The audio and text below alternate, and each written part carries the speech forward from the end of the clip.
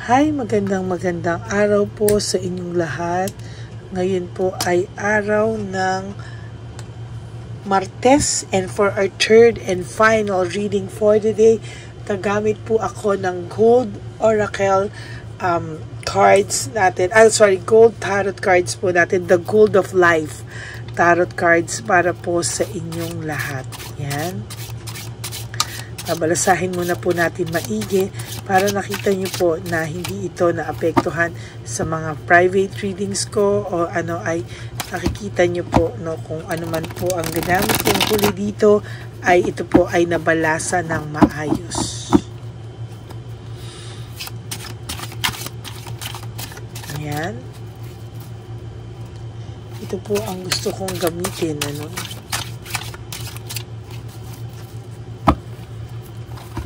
Po kaya ang makikita natin sa third and final reading. Sana po ay napanood nyo na po yung first and second reading of the day. Very, very powerful po yun. So, I hope na napanood nyo na po yan lahat. Wala po sanang maiwanan sa first, second, and third. No? Mapanood nyo po lahat dahil napakaganda po ng readings talaga na yan. And please, no skipping of ads habang binabalasa natin dahil at no skipping of videos dahil po kinukuha ko po ang energy nyo.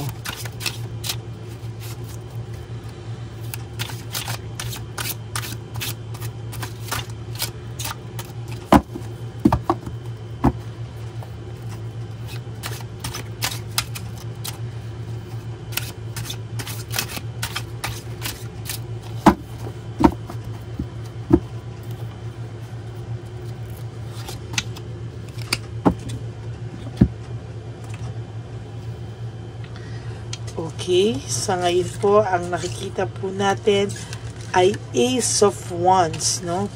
In reverse po, ito po ay mga delay, no? Delay po or missed opportunity sa atin, ano? Ang Ace of Wands po is about missed opportunity, delay. So, ngayon po, nakikita ko po na marami po siyang mga plinano o ang person nyo po ay maraming pinano na akala niya po pag alis mo ay magiging happy siya, magiging maayos ang buhay niya, pero panay delays po ang nangyayari sa buhay niya.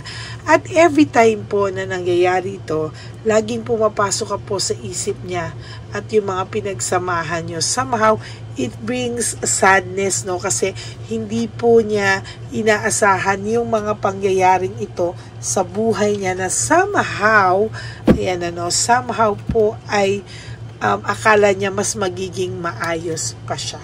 Okay? Oh my God. Sa totoo lang po, ito pong King of Swords natin, sa totoo lang po, no? Ano po ako, no? Meron akong nararamdaman dito na somehow, ito pong taong ito, no? Ang taong ito po talaga somehow, sa nakikita ko po ay meron po siyang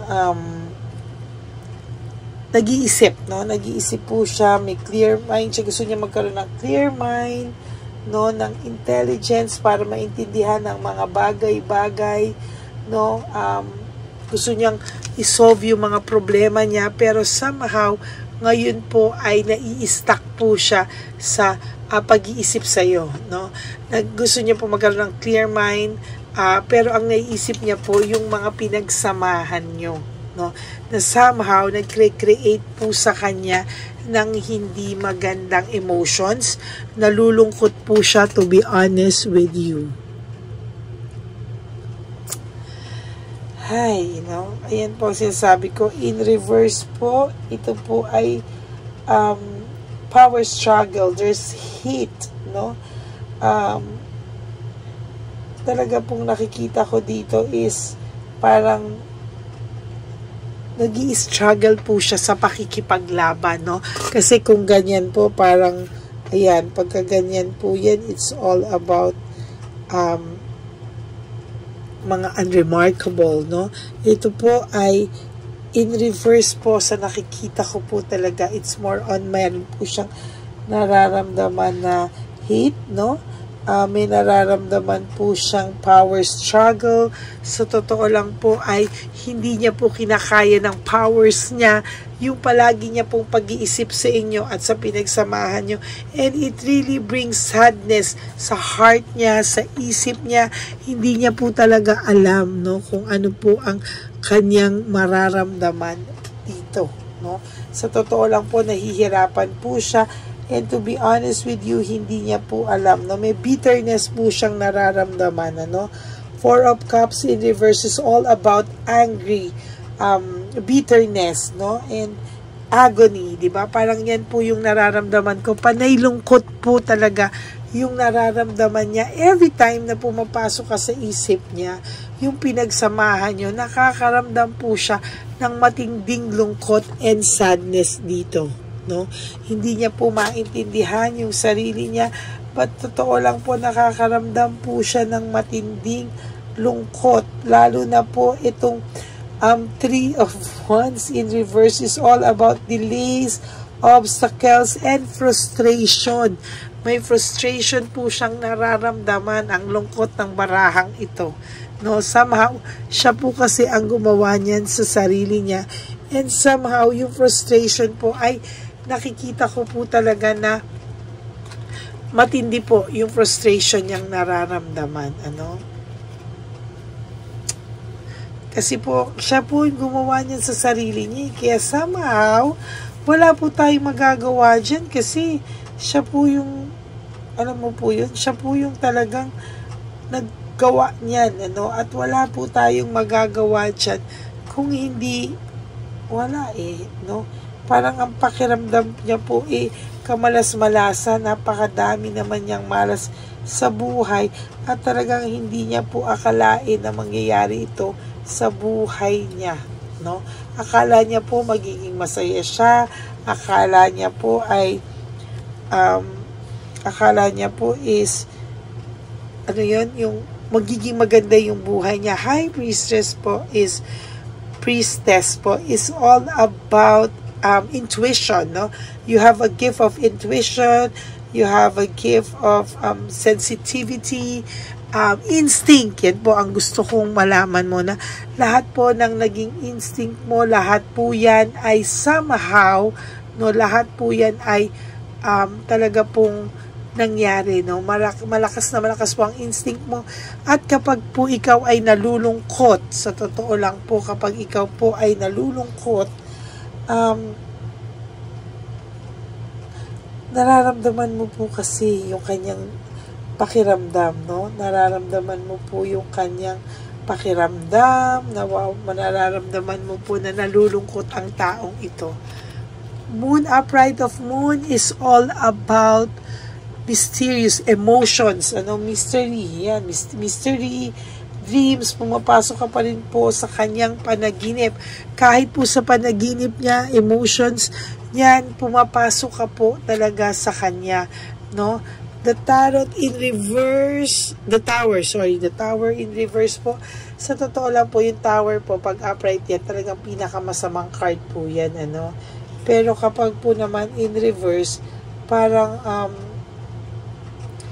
may pagko-collapse po siya, pero somehow na naaagapan niya po yung mga stormy times, no?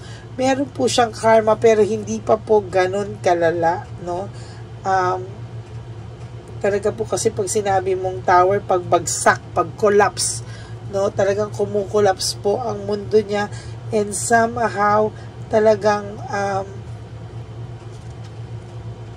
magulo po yung buhay niya ngayon, to be honest with you, no? Kahit pag-aangin ko pa sa'yo, pero hindi ko po mapagaan-gaan because talagang grabe po ang nangyayari sa kanya, no? Hindi ko po ma-explain sa'yo, pero somehow talaga pong makikita mo po yung lungkot sa kanyang mga mata. Kahit mag-post pa po ito ng masaya siya, kahit mag-post pa po ito ng kahit na ano, no, talagang malungkot po itong taong to. Makikita mo po sa eyes niya. Strength is courage for me, no?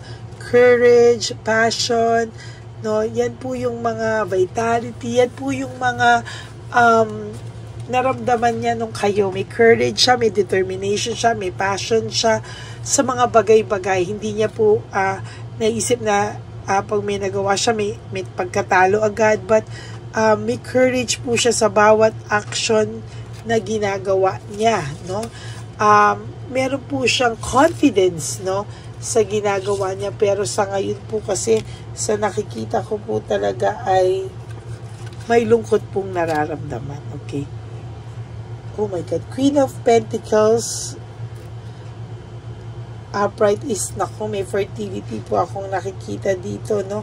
Somehow, no, meron akong nararamdaman na pwedeng mabuntis ang inyong mga third party, or may nabuntis na, or nagkaanak na. Sabi ko nga po kanina, yan ang makakapag-start ng hindi nila pagkakaunawaan o mag-start ng pagkabwisit po nila sa isa't isa, no?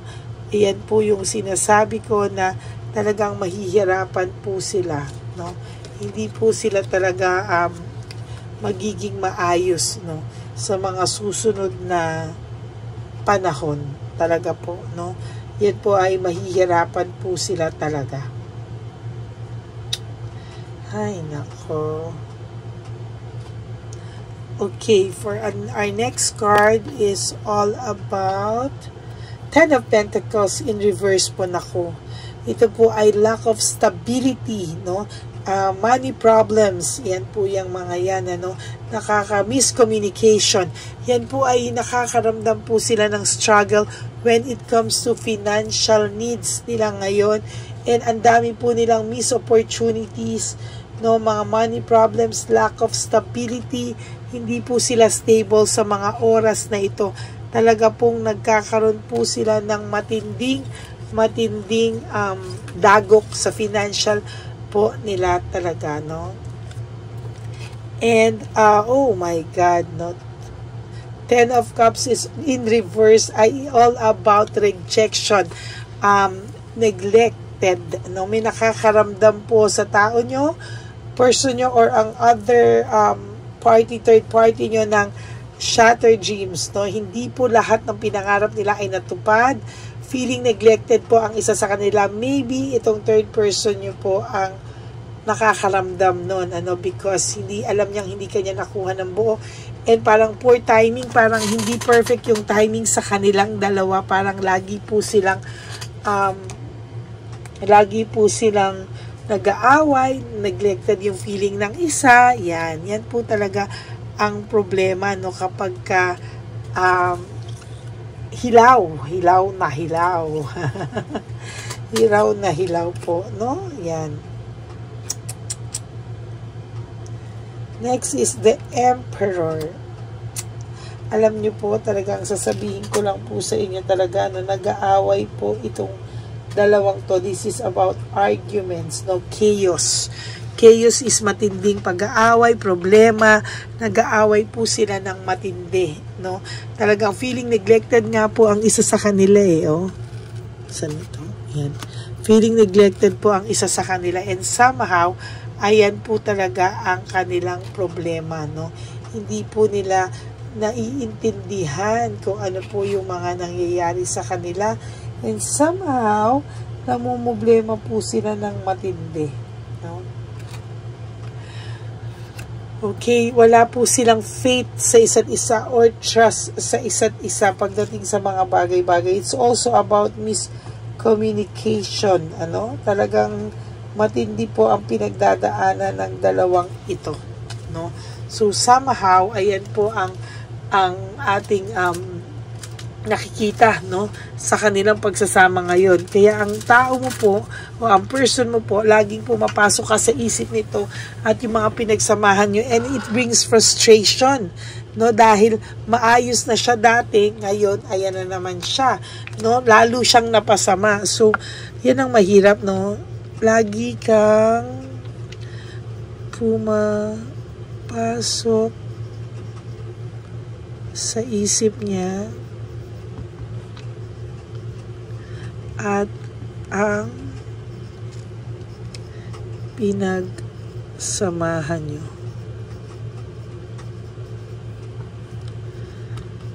At sobrang nalulungkot siya.